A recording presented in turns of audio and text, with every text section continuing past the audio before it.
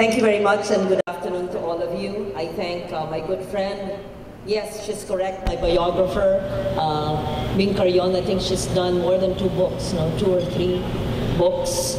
And in her lifetime, I think Bing was really published and written so many books, more than any other writer, editor, or publisher put together. She's a very prolific writer and a very passionate person who just wants to do so much good for the world, not just our country. So I'm very privileged to be called her friend, and one of her favorite subject matters for her books, in fact, too much. And I think her books should find its way in all libraries in the country and even abroad.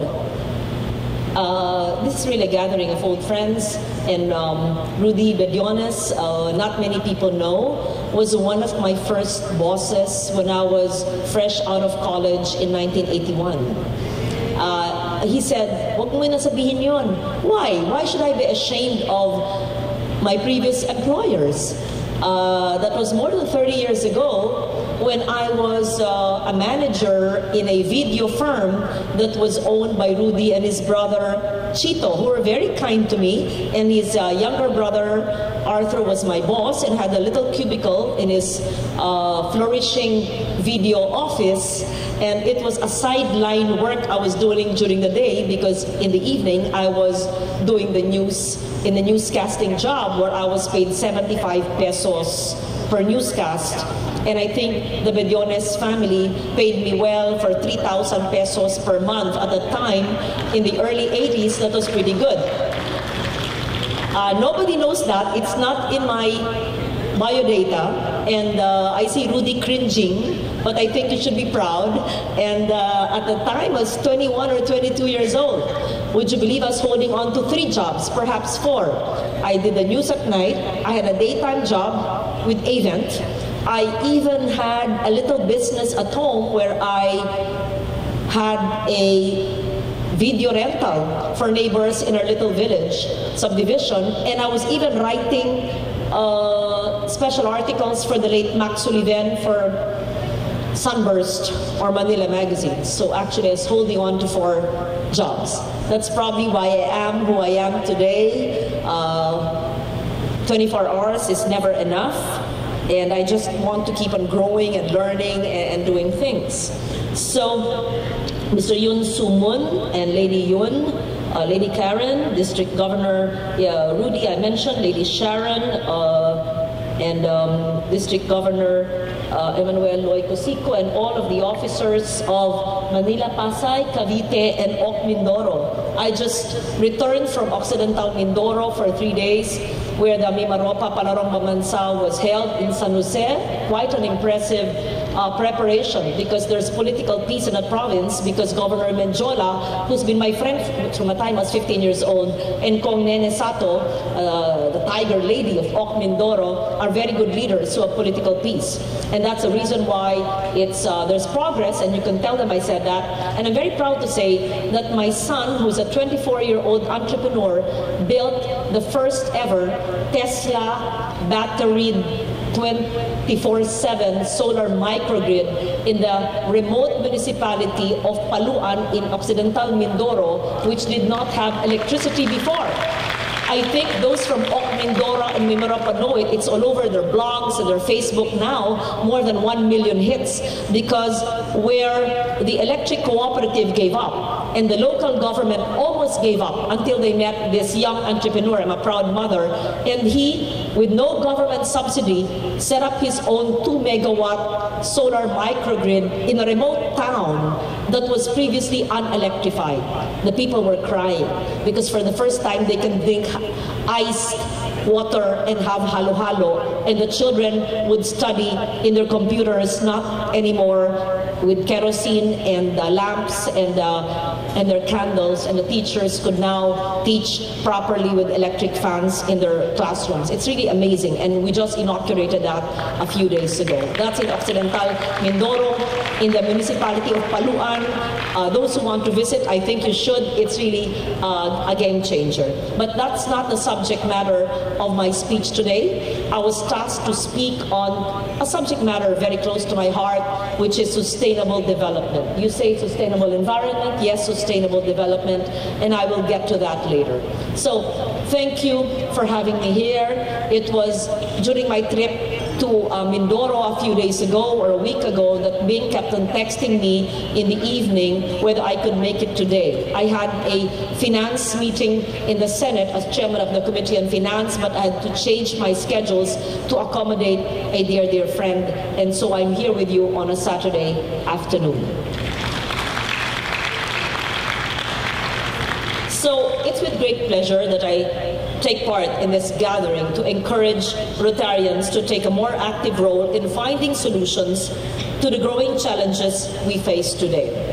On a macro scale, our economy is in fact growing impressively. You're all businessmen. You probably know and have read all the news in Euro Asia, in Business Insider, and even our local papers. We've seen that we've grown more than 6%, actually 6.9% annually, which is one of the highest in Southeast Asia. The Fitch ratings upgraded our credit rating from BBB minus to BBB. The Philippines ranked first among the best countries to invest in. That comes as a pleasant surprise. That was in Business Insider. You can Google that. When I said that to some businessmen and they were surprised, they didn't believe me, I sent them the link and I said, yes, we're higher than Indonesia, higher than Poland, and higher than Spain. And so we're one of the 20, we're not number one, 20 best countries to invest in. Foreign direct investments to the country has significantly increased in the past year. What do I mean? In 2017, $10 billion compared to 2016. In fact, last year was a 21.4% leap from 2016. And that bodes well, and that speaks well of our economic team. What do these investments and growth statistics mean for the ordinary Filipino? Are we able to translate these into jobs, into livelihood, into housing, into food and water security, into healthcare services, education? Have lives actually improved? And are more poor citizens lifted out of poverty? As chair of the Senate Committee on Finance, I make sure that the national budget funds programs not only for the growth of the economy, but equally important for the welfare of our people. Inclusive growth. In the 2018 national budget, as we provided funds for the government's massive infrastructure program that you very well know is called Build, Build, Build, we also funded the Universal Access to Quality Tertiary Education Act. For so long, people would say, hindi kaya yan, walang pera, walang pondo, hindi kaya ang libreng edukasyon. Kaya eh.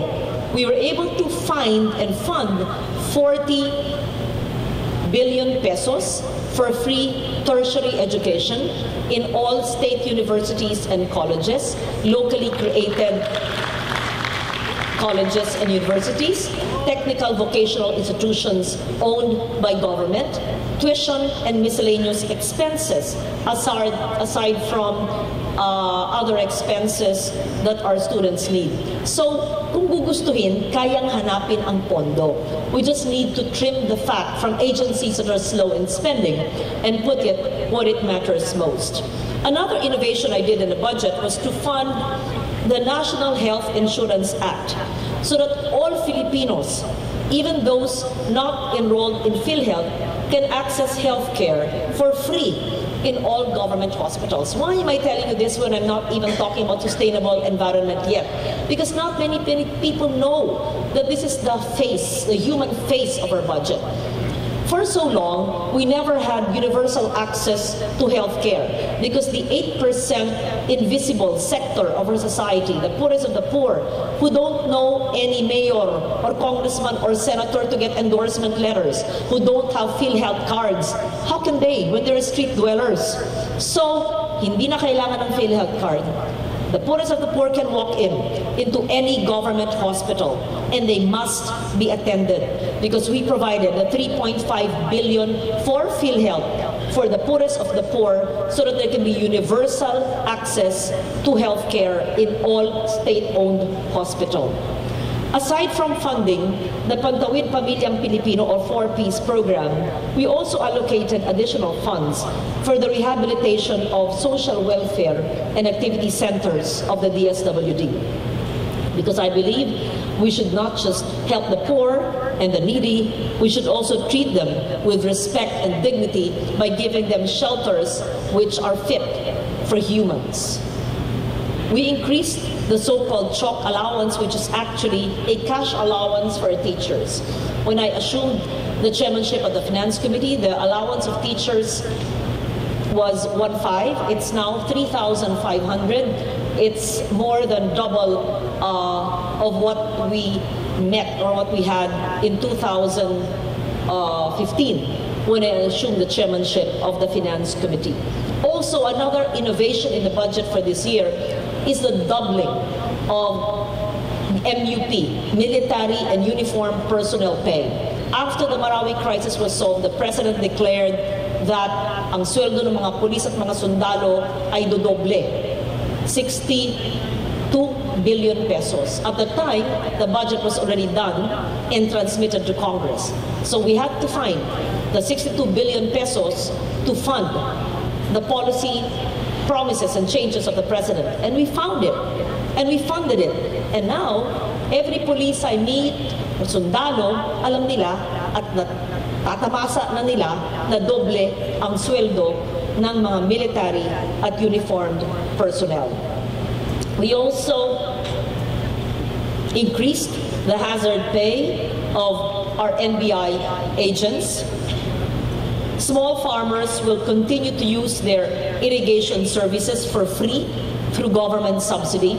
When I assumed the chairmanship of the Committee on Finance, I realized that the farmers, the rice farmers, were paying for their own irrigation to the NIA, to the irrigators. I said, why?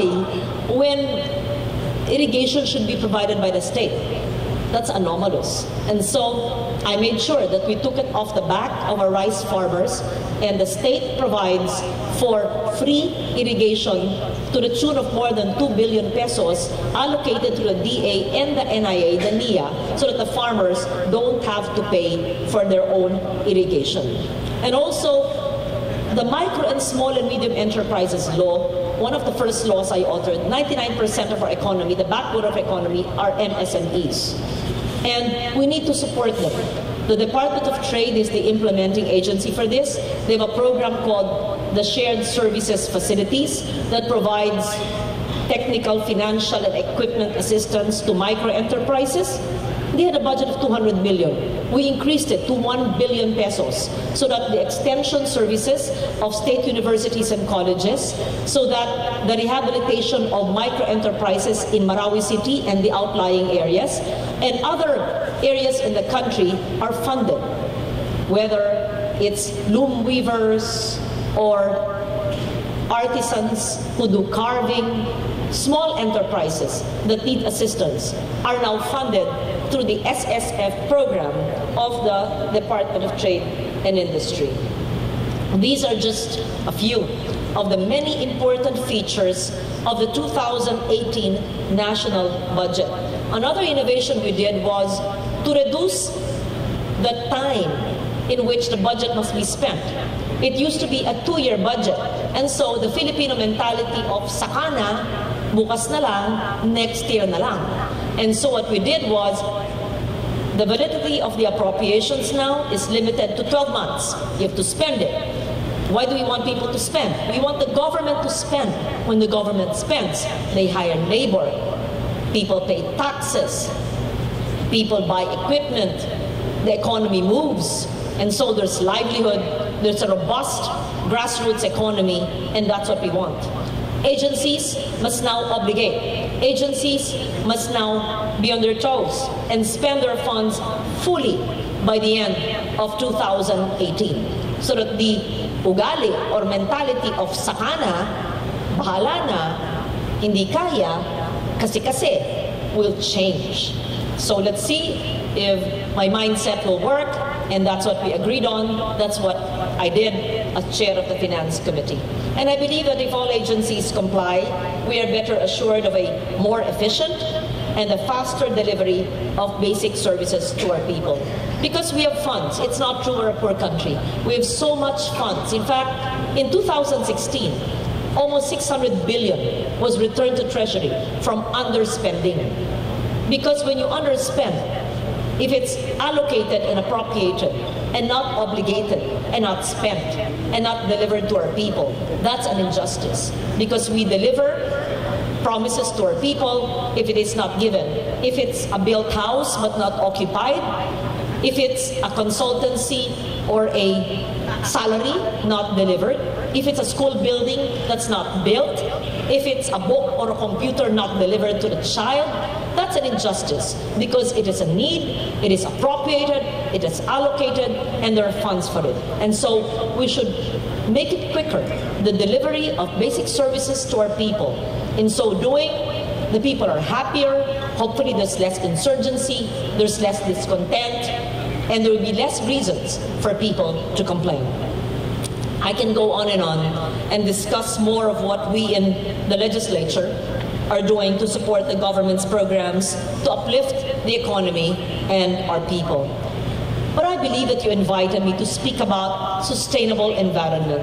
It is in this context of what I shared with you in the last few minutes that I would want to elaborate on sustainable environment, or I'd like to just call it sustainable development. What is sustainable development? It is defined by the World Commission on Environment and Development as development that meets the needs of the present without compromising the ability of future generations to meet their own needs. It's so simple. It's not ours. It's ours to build, it's ours to exploit, yes, but not to degrade. Hindi dapat maubos para sa mga susunod na henerasyon. Sounds simple, yet it seems to be the hardest thing to achieve. After years, decades, centuries of finding ways to make use of the Earth's resources for the convenience of humanity, we did not realize that we have also made the Earth a convenient place to die of hunger, of pollution, of disasters, of climate change, all because of unsustainable practices, all because of the mindset that we can use and abuse the resources of this planet all we want. Let's take a route at Boracay. Just last week we had our Senate committee hearing there. We wasted it, we destroyed it. What do I mean? The ecological solid waste problem, where the segregation of waste at source, recycling, and composting is not universally practiced, just like in 75% of our local governments all over the country. The lack of sewerage and septage systems. The structures that disregard the 25 plus 5 meter shoreline easement, because when there's a storm surge, when it's high tide, when there's a possible tsunami, there should be an easement. The damage of wetlands due to the encroachment by business establishments and illegal settlers. Boracay used to have 9 wetlands. Now we only have 4 because the 5 were built on. How can that be? The wetlands are part of the whole ecosystem and the marine environment. But what did they do? Tinambakan, nagtayo, kaya magbabaha, kaya may marine pollution. How did it happen? Nobody claims they know. How can things move and bring in cement and equipment to haul in and build? And nobody seems to know what happened within 10 years when the 9 wetlands became 4 wetlands. All of these have contributed to the degradation of the island. If the government will not do anything about it, and I'm glad they are, Boracay will not only be a cesspool as described by the President, but would probably become a wasteland. The same will happen in other ecotourism areas in our country unless we start living sustainably. The main problem is the wanton disregard for environmental laws which are here. The Clean Air Act, Clean Water Act, the Ecological Solid Waste Management Law. I've enacted that in the 20 years I've been in the Senate, 98, 99, 2001, 2003. So we have the law, but there's very weak enforcement, and there's actually non-compliance. So let me pose this question. Is the state of our environment defined by our behavior, or is our behavior defined by our environment? I ask this question because despite the preponderance of laws, we continue to witness the unabated decline of our environment. As I told you, I've been here since 1998. And I will be the first to say that while our laws are important, 8 of the environmental laws I authored are part of our national legislation. But it's our individual commitment and uncompromising attitude to promote the broader good. This would ultimately define the outcome of our advocacy. Many of life's comforts happen at the expense of sustainability. We are living in a world with finite resources, and yet many generations have lived over the centuries like there was no tomorrow.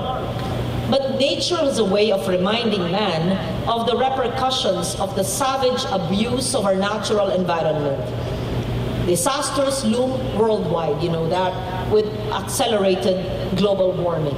Flooding has become a norm during and after rainfall. People are becoming more aware of these threats, raising fear and uncertainty. But we all need to do more. A study by the University of Georgia estimated that between 4.8 and 12.7 million metric tons of plastic entered the ocean in 2010.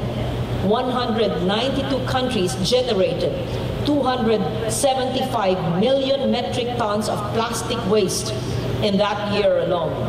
The study further reports that in 2013, and I quote, global plastic resin production reached 299 million tons, a 647% increase over numbers recorded in 1975. The sad part is that many countries that produce these do not even have formal solid waste management systems. For those that have the laws, they are not enforced well, like in the Philippines. So people need to understand that there is a price to comfort, to safety, to convenience, and there is a price to sustainable development.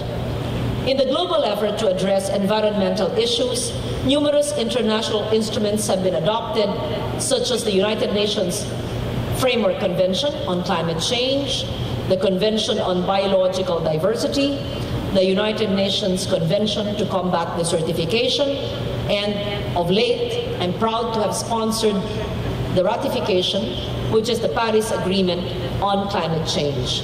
Many of our country's laws are oriented towards encouraging human behaviors that produce environmental impact.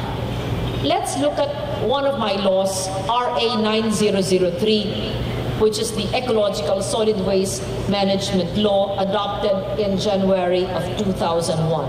It's actually simple. It institutionalizes a segregation of waste at source, recycling, and composting. Mahirap ba? Hindi. It's just changing our way of life. I do it at home. I do it in my office. I do it in my little farm, where I segregate my waste at source, recycle, and compost. What do I mean? Bote, lata, plastic in one bin. That can be recycled and sold.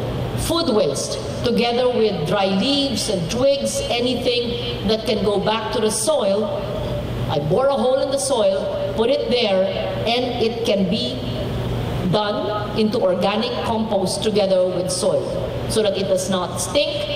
You cover it with soil, with grass, with twigs, with dried leaves, all the food waste. Sana wala. Buto ng mangga, buto ng papaya, konting natirang kanin, balat ng banana, all of these things. I use that to make my own compost. So, botelata plastic, biodegradable waste, paper. This paper will be used again in my office. So we don't crumple paper, we put it in a bin for paper. We use the back. After the front and back, then we reuse it and sell it. Tinitimbang yan para ibenta. Whatever is not paper, whatever is not biodegradable, whatever is not botelata plastic or recyclable would be latak or residual waste. And if you implement RA 9003, well, you could have up to 70 or 80% diversion, and only 20 or 30%, even 10% will be residual, and that's the only one that should be picked up by the garbage collectors that will go to our environmentally engineered sanitary landfills. And so there should be no problem of landfill because only 10 or 20% of the waste of every household should be collected. And there should be no fight among local governments of the NIMBY or not in my backyard, because every local government will have its MRF or material recovery facility, and there could be shared landfills where only 20% of waste collected at source would be unused in the landfill. Is it difficult to understand? No. Is it doable? Yes. Is it being implemented? No. Only 1/4 or 25% of local governments do it. Why? If one barangay can do it, so the 42,000 other barangays should be able to do it. If one city is able to do it, all the other LGUs should be able to do it. Barangay Potrero, where I was born in Malabon, is able to do it. From a barangay of informal settlers and flooding, I taught them house to house. After I taught them 6 months, they won the Clean and Green Award of the MMDA. Barangay Nyogan in Tagaytay, Barangay Sikat in Alfonso. I saw that they had dumps. No good. I taught them house to house. And now the recipients of their own Clean and Green Awards, and they're so proud of vegetable gardens and the recycling of waste that they do. Barangay Fort is an example in BGC. I believe that barangay in Quezon City, Blue Ridge, is another example. San Fernando City in Pampanga is another example, and many more. So the Rotarians can actually lead the way in something so basic and simple. If we're able to do that, we would have diverted a lot of waste, which would have gone to landfills that don't exist. No to dump sites, because way back 2006, dump sites have been outlawed under Republic Act 9003. And so, to strengthen environmental education, we also authored the Environmental Education Awareness Act, which mandates programs and activities in environmental education for the youth. The Renewable Energy Law of 2008 promotes the aggressive development of sustainable and renewable energy resources. Libre ang araw, bakit hindi gamitin? Libre ang hangin, bakit hindi gamitin? Libre ang tubig, bakit we have an abundance of that, bakit hindi gamitin? Biomass, why not use it? And so, why use fossil fuel when we have the abundance of renewable energy, which is cheaper, which is already available, and we have the technology that gives it grid parity with fossil fuel, which is detrimental not just to industry and to the environment, but also to the health of our people. So these agreements I mentioned and domestic laws, can they by themselves guarantee results? Only if people can deliver their outcomes, only if we actually follow it. So if I ask you, what have you actually done for the environment in your life? Today, this week, this year? How about in the past week? What have you and your family done? Perhaps much more than I have. and that's great. But if the answer is a negative, let's start thinking and acting. It's not just a matter of planting a tree. It's not just a matter of throwing your garbage in the right bin. It's a matter of changing your lights to LED. It's a matter of closing lights when you don't need it. It's a matter of pulling the plug when you leave your bedroom. It's a matter of utilizing a 1 square meter space and planting malunggay or alokbati or kangkong.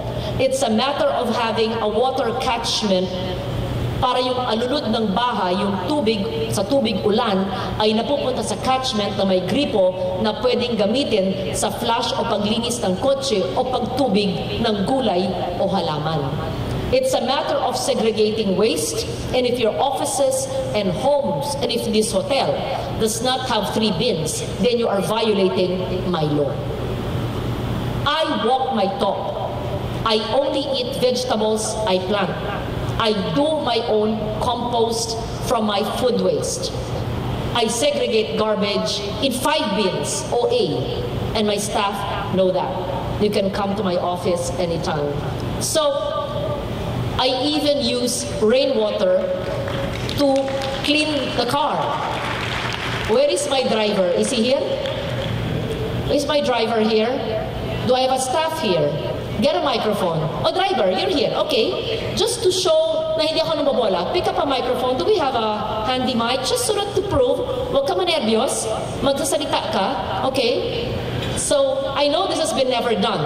I just want to show you that I walk my talk. Is there a microphone? No, there's none? Yeah. I know I'm overdoing it. I just want to prove. Ayan. Walang mikropono. Oh, sige. His name is Lino. From, yan, takot na yung mga staff ko, baka matawag ko sila. Sige, watch out. Hello. Lino, paliwanag mo sa kanila paano ang Republic Act 9003. Kung magkamali ka, okay lang, dahil hindi naman ikaw ang guest speaker ngayon. Okay, salita. Ganyan ako. Colonel military style Masters in National Security. I really talk like a general, but I'm only a full colonel. Not yet, at least. Okay, Lino, what is Republic Act 9003, Tagalog? Republic Act 9003, paghihiwalay po ng basura. Una yung 5 bins po na sinasabi ng Senator, yung nabubulok na basura, ibang bins, yung pong resikulo, bote, lata, dyaryo, o bote, lata na pwede resikulo pa rin po. Tapos iba pa rin po yung papel na nagagamit namin after na magamit ang magkabila na ibebenta. Tapos po yung mga residual na yun na lang po ang nagiging basura, halos 20% o 30% na lang po ang napupunta po sa basurero na nahahakot. Tapos po yung isang basurahan na mga tissue po na hiwalay po rin na ginagamit namin na binabaon sa lupa o napupunta rin po sa basurero. Yung pong water catchment naman po na pinagawa niya, meron kami sa Tagaytay, meron din po sa bahay niya. Yun po yung ginagamit namin na pandilig sa halaman kasi mas maganda po siya dahil walang chemical galing sa ulan. At the same time po, yun din po ang pinanghuhugas namin ng kotse hanggat may laman po yung water catchment. Okay, very good. Palakpakan nyo si Lino Doblado, ang aking driver. Dahil lahat sila kini-quiz ko. Because I'm the author of all environmental laws. If I cannot even implement it in my home, in my office, and if my staff don't even know my law, then they don't have any silbi working for the senator who's the eco-warrior. So they're all scared. There has to be some degree of takot, right? Para magka-disiplina. And you see all my people are disciplined, military style. You go to my office, even if it's an ambassador visiting my office, I show my kitchenette, 5 bins, and everything is clean. So, nangalahati ang aking water bill. At maganda raw ang balat ko kasi puro organically grown na gulay na aking tinatanim. Kangkong, kamote, sayote, ano pa, kale, arugula, lechugas. Ako lahat ang nagtatanim sa bubong, sa garden, sa maliit na farm. Christiane, get the microphone. Okay, next. Yes? Okay. So, ano ang mga silbi? Ano ang mga gulay na tinatanim ko? Ako ba'y nagtatanim ng gulay? Ano bang kinakain natin gulay? Ito ba ay sinishare sa mga staff na pinapakain araw-araw? Ikwento mo ang ating sustainable living. Senator Loren Legarda is very fond of saying yung bahay kubo ng mga gulay. So whatever, kung ano yung mga gulay na nasa kantang bahay kubo, she makes sure that it's planted in her own farm. And I can tell you, and I have witnessed, because Senator Legarda plants what she eats, and just recently she posted yet again another plentiful harvest from her farm. That's the kale, the mint, the basil, the eggplant. We also have the lettuce and lettuce. Anong kinakain ko? Ako ba'y kumakain sa Senator's Lounge o hindi? Hindi po. Nagbabaon po si Senator. Usually, lutong bahay po. She loves fish. She loves yung mga gulay like sayote, malunggay, and all other green leafy vegetables. That's she's very happy naman with that. Can you tell them, how are my committee hearings? Kasi dati puro plastic bottled water, right? Okay. During committee hearings, the senator encourages everyone po to bring their own refillable bottles. Bawal po ang bottled water, bawal din po yung plastic cups. So she encourages po the use of the dispenser, yung glass na available sa committee hearings, and to bring their own refillable bottled waters po, para po ma-avoid po yung trash, the use of plastic bottles. Okay, thank you. Plastic bottles, I hope I don't see plastic bottles here.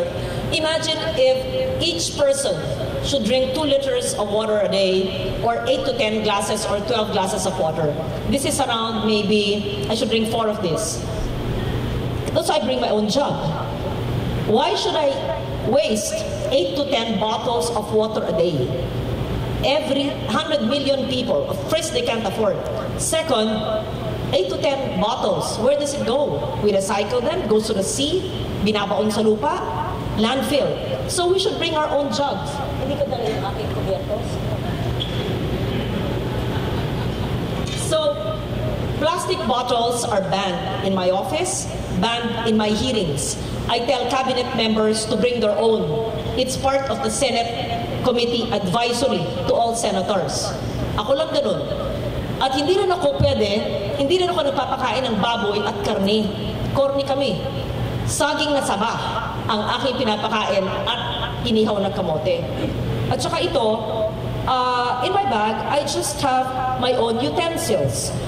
Isa pang bawal, plastic straw. Because ito ang nakakasakal sa marine biodiversity. Ang dami nagtatapon ng straw sa laot, sa dagat.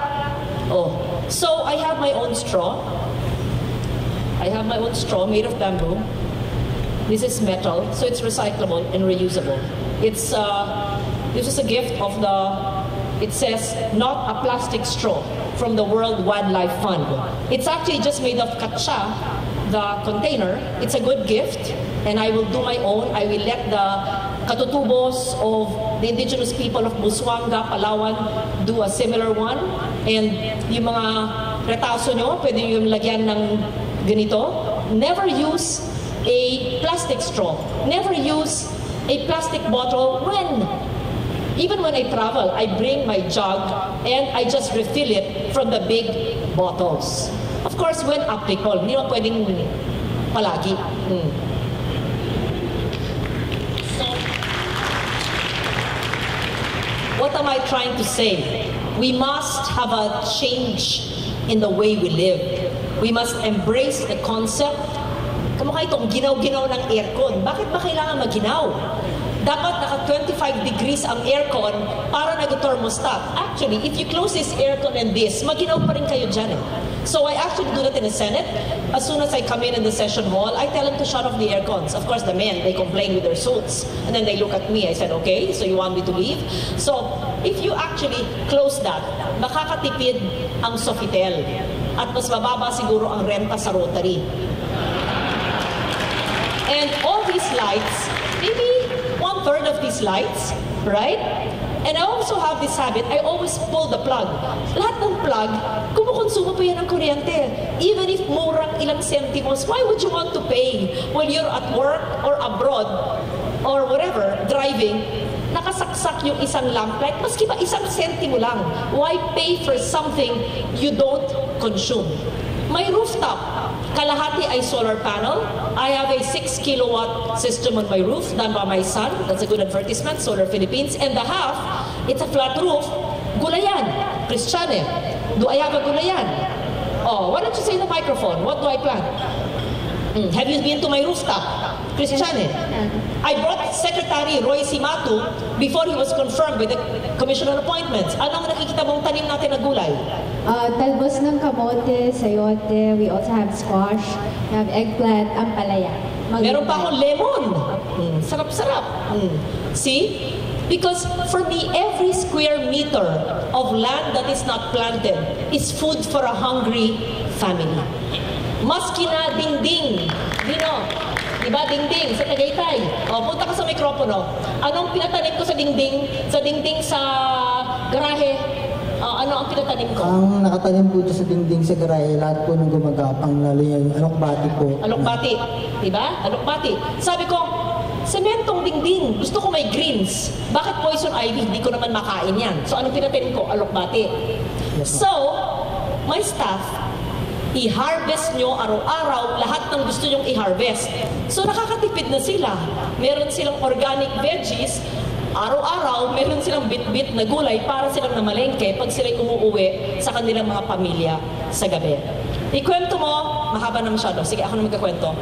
Isa sa mga empleyado ko, yung driver, si Marlon, so he is living with his in-laws in a 50 or 60 square meter house. And he says that he plants vegetables from what he sees with his working with me, and he's able to sell at least 2,000 to 3,000 pesos a month that augments his transportation income. So what am I trying to say? I speak from experience. I wrote the laws. I debated it. I passed it. I fund it in the national budget. But I live it in the micro aspect of my life. Even my own office, I started introducing physical changes to demonstrate the environmental upkeep in our homes and office. What do I mean? It had cubicles, I took it out, and I just put the old pallets of my son from his solar panels and did one long table. I took out the steel cabinets, which are unsightly, and put old Capiz windows as floor-to-ceiling cabinets. I took out the vinyl tiles and just put whatever cement was available, yun lang. And those who have seen my Senate office think it's an art space. I think it was featured by Igan Debayan in Milet Mananquil's Philippine Star Lifestyle column. So I will no longer read this speech because what actually I just said is contained in this speech. I actually also ban plastic bags, supermarket, palengke. Meron kang dala? Yung aking recycled ko sa kotse? Okay. Sabihin mo sa mikropono, anong bawal? Mikropono. Bawal mag-plastic bag. Anong ginagamit natin? Palengke, may bibilin sa supermarket, ano? Lahat ng tao, lahat ng kotse, lahat ng tao na namamalengke at supermarket, ano ang dala? Sa amin po, bawal ang plastic bag. May dala po kami lagi na eco bag na tinatawag o recycle bag na tuwing mamimili po, doon namin nilalagay, hindi po namin pinapalagay sa plastic. Okay. Bawat sasakyan po meron. Okay, very good. So, sometimes my 85-year-old nanay, who's my yaya, violates. Kinagisnan niya, may plastic sa palengke. No. Even when you go to the supermarkets, they offer you a plastic bag. No. Bring your own recycled bag. In fact, we should charge for these bags so it would discourage people from using plastic bags. So, what am I saying? These examples highlight the value of creating the conditions by which we can change behavior and attitude towards supporting the goals we want to achieve. As a long-time, decades-long environmental advocate, I know how hard it is to convince people to protect the environment. People only act when there is threat, when there is fear. But that is not how we should live. People need to be inspired and feel that they are part of the shared cause. It really would not be hard to live sustainably if we think that whatever actions we take today will ultimately affect not only the children of the next century, but also our very own children. Would it be enough to give them financial or material inheritance? But even if we did give them all the money in the world, they will not survive in a polluted, degraded earth with a harsh climate and ecological imbalance. So we all have the opportunity to make a difference for our future, especially all of you, Rotarians, because you have always extended help and support to our needy citizens and communities. It is time that we give the same help and support to the very earth that sustains us, to the only planet we call home. Together, let us build a non-discriminating, progressive society where government is able to build and provide timely basic services to our people, where there is peace and order, when people are part of nation building, and there is respect for the environment. Let us lead the way towards meaningful change. And to borrow the theme of your annual conference for this year, let us go forth and make a difference for the earth and for humanity. Thank you very much. Magandang hapon sa inyo.